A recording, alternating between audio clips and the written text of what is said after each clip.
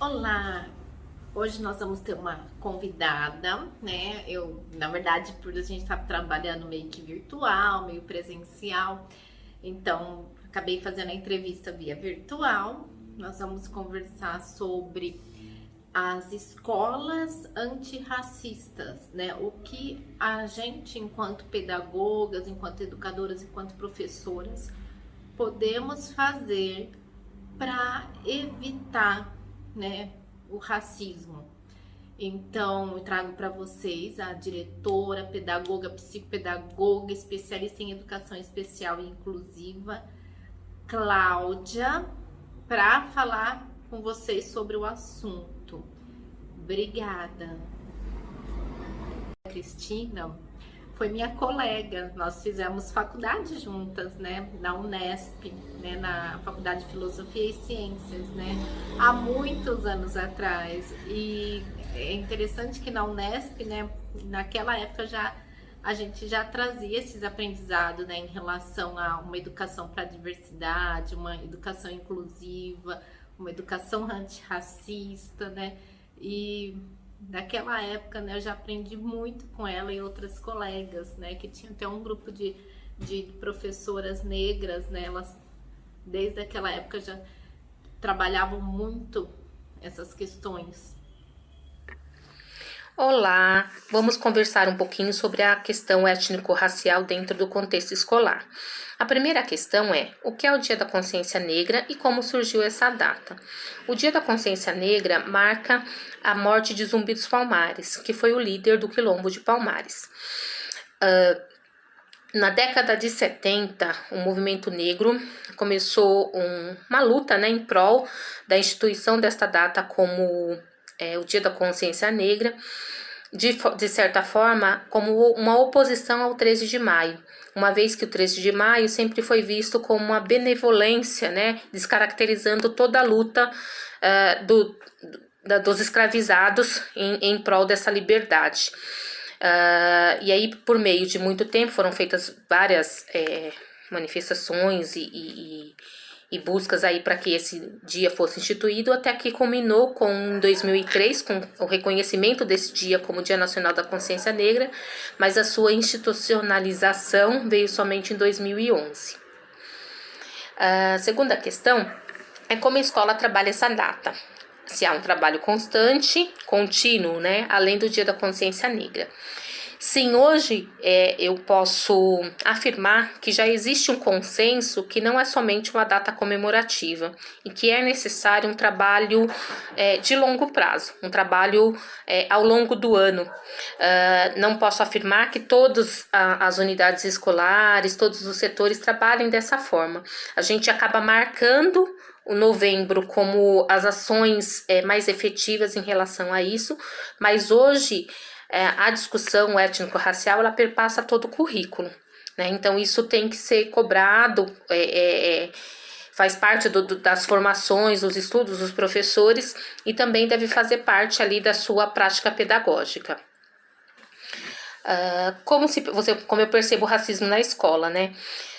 Então, hoje mesmo eu posso dizer que eu vivi uma situação em que o racismo se mostra. Hoje na minha unidade foi uma prova, uma avaliação externa, e eu estava ajudando a organização com aplicadores externos essa prova. Os aplicadores chegaram e aí a moça chegou e falou assim para mim, falou, uma já havia me entregue, né, o papel para assinar, e a outra falou assim, você leva para a pessoa, para a diretora assinar? Aí a outra falou, ela é a diretora, com uma expressão de surpresa. Então, assim, esse é um relato que eu dou porque, assim, enquanto mulher negra, preta, que está na direção, à frente da escola, as pessoas raramente me enxergam como a diretora, né, no primeiro olhar, vamos dizer assim. Como lidam quando ocorrem situações de racismo? Eu acho que quando esse racismo é mais, como eu diria, ele mais nossa, perdi a palavra. Mas como esse racismo de uma forma mais velada mesmo, né, a gente sorri e fala, sim, sou eu, sou a diretora. Já houve momentos em que a pessoa perguntou pela direção, eu voltei para minha sala, depois voltei e me apresentei. Então depende um pouco de como a situação se dá. De modo geral, quando ele é muito descarado, né, por meio das ofensas, a gente procura aí aplicar a legislação e tudo mais. E aí pergunta, né, como a escola pode agir quando ocorre uma situação de racismo? Nós lá na escola, quando nós identificamos situações assim, nós sempre conversamos com os estudantes, com as famílias que estão envolvidas,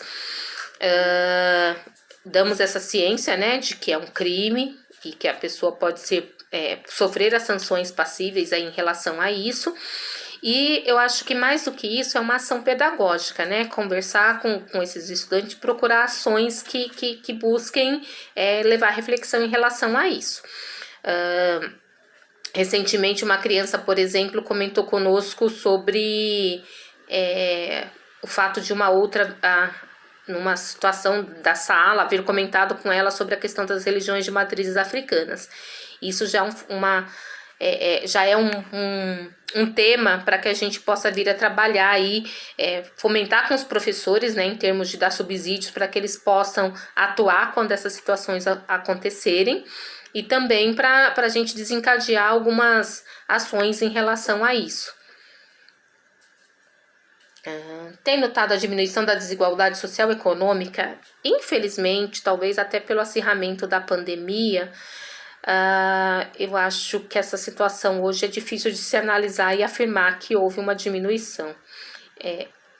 Anteriormente, o que eu noto que, assim, com a questão das cotas, o fato de nós estarmos ocupando mais espaços de poder, vamos dizer assim, mais cargos em outras áreas aí tudo mais, estarmos também em áreas que antes você quase não via pessoas negras atuando, então dá para você ver que se alçou melhor algumas questões aí, né, em alguns lugares, alguns patamares.